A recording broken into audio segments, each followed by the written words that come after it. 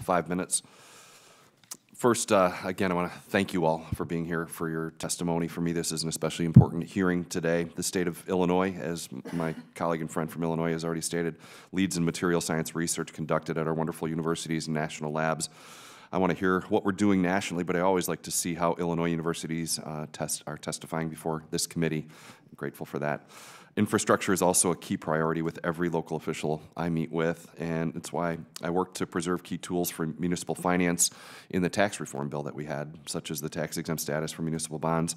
Local officials understand the importance of both construction and maintenance, and they see the long-term impact of more resilient infrastructure.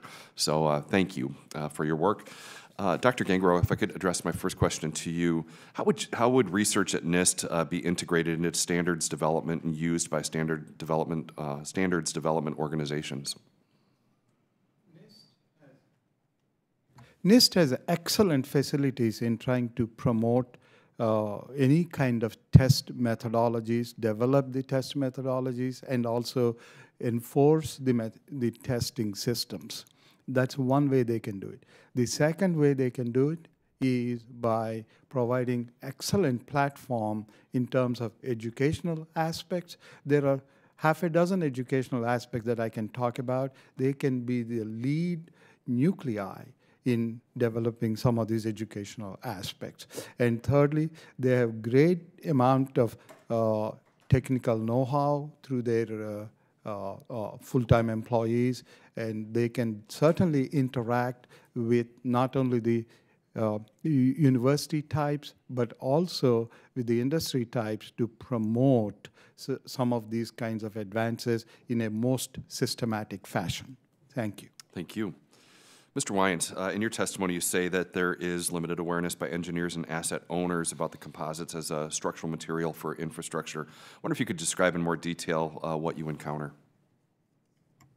A lot of times when we approach the design community, when you have to introduce a composite material, a lot of the traditional materials have design codes, okay? They have their own handbooks.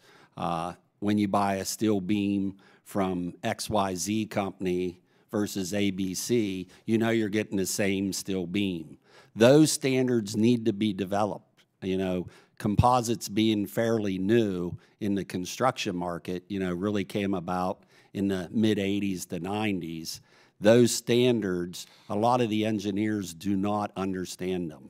So we have to educate them, and a lot of the companies are a lot smaller and don't have those resources to really put, you know, in the technical design capabilities to help educate the engineering community.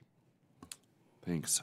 Dr. Chin, it's been cited in numerous reports, including one in 2014 by the President's Council of Advisors on Science and Technology, that composites are a cross-cutting enabler for the manufacturing technology of the future, supporting not only infrastructure, but also automotive, aerospace, energy, and other key sectors. I wonder if you could elaborate on the strategic importance of composites to the national economy. In regards to the more general application of composites in the sectors that you mentioned, the considerable weight reductions through the use of composite materials enable energy savings. That's the primary driver in the aerospace, marine, and automotive industries. In infrastructure, it's not a matter of designing for based on weight constraints, but the availability of composite materials that can be prefabricated, pre-manufactured off-site, brought to the construction sites and installed much more quickly. The weight savings in this particular case also lends itself to much more rapid installation, which mitigates the delays, obstacles, roadblocks, all of the issues involved with construction projects that reroute people and goods around the points where the construction is taking place. Those have an impact that maybe is not as measurable in terms of economic return on investments, but you can definitely see the impacts on the lost time and you know, just in terms of the process of getting people and goods from point A to point B, there's definitely a dollar value associated with those benefits of composites as well.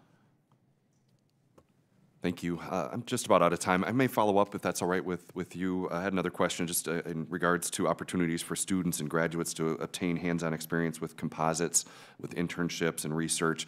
So I may follow up to see if I can see if you have suggestions or ideas from that. With that, my time is expired, and I would recognize